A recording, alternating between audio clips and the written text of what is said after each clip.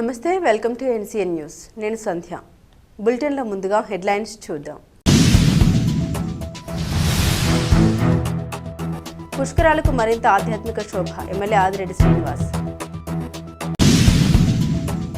రాజమహేంద్రవరం ఆధ్యాత్మిక వైభవానికి కూటమి ప్రభుత్వం అత్యంత ప్రాధాన్యం ఇస్తుందని రాజమహేంద్రవరం సిటీ ఎమ్మెల్యే ఆదిరెడ్డి శ్రీనివాస్ స్పష్టం చేశారు. పుష్కరాలను దృష్టిలో ఉంచుకొని మరింతగా ఆధ్యాత్మిక శోభ తీసుకొస్తున్నట్లు తెలిపారు. రాజమహేంద్రవరంలో స్థానిక తిలక్ రోడ్లోని రెడ్డీస్ కన్వెన్షన్ హాల్లో నిర్వహించిన మీడియా సమావేశంలో కూటమి నాయకులు, ఎండోమెంట్ కమిటీ సభ్యులతో కలిసి ఎమ్మెల్యే ఆదిరెడ్డి శ్రీనివాస్ మాట్లాడారు.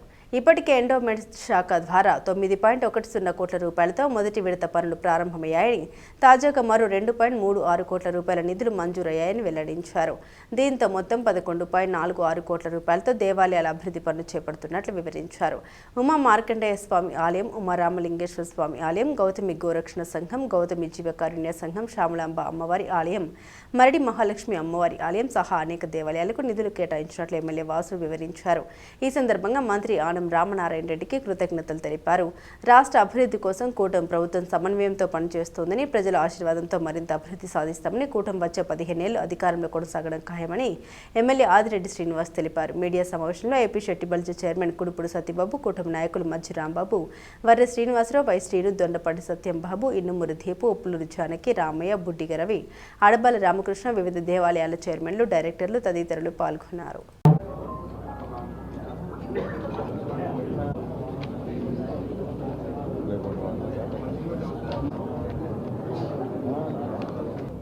మన వార్డులో మన ఆదిరెడ్డి కార్యక్రమం కేవలం ఒక రాత్రి నిద్రించి ఉదయం నడుస్తున్న ఆ ఒక్క గంట వ్యవధిలో ఇప్పుడు మరలా 1.5 కోటి ప్రతిపాదనలు తీసుకెళ్తా ఉన్నాం.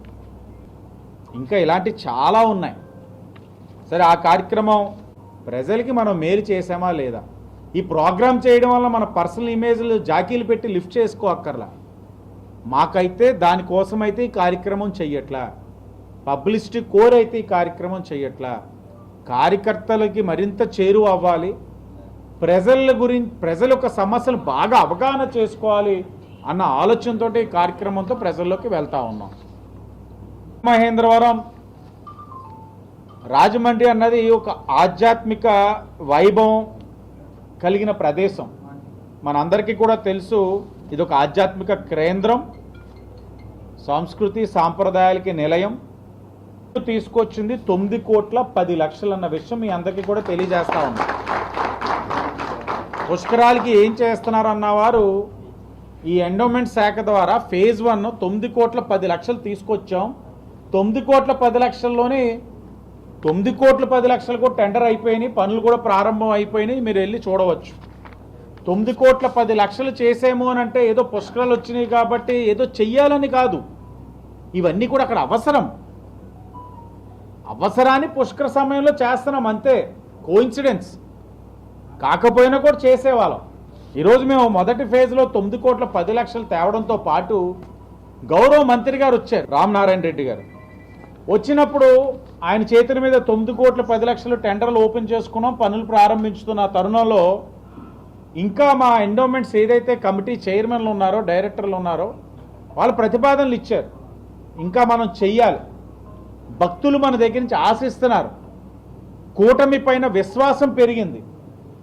వస్తున్న భక్తులు కాదండి, ఇది కూడా చెయ్యండి, ఇది చెయ్యండి అని అనేక ప్రతిపాదనలు ఇచ్చిన పరిస్థితులు మీకు గుర్తు చేస్తూ ఆనాడు మంత్రి గారి చేతికి ఇచ్చి, అయ్యా ఇది చాలా ఇంపార్టెంట్, బాగా ఇచ్చారు 9,10,00,000, ఇది కూడా ఇస్తే మరింత మేము దేవాలయాన్ని అభివృద్ధి చేసిన వాళ్ళు అవుతామని అడిగిన దాన్ని పరిగణలో తీసుకొని సెకండ్ శాంక్షన్ కింద ఈరోజు 2,36,00,000 ఇచ్చారన్న విషయాన్ని మీ అందరికీ కూడా తెలియజేస్తా ఉన్నాం.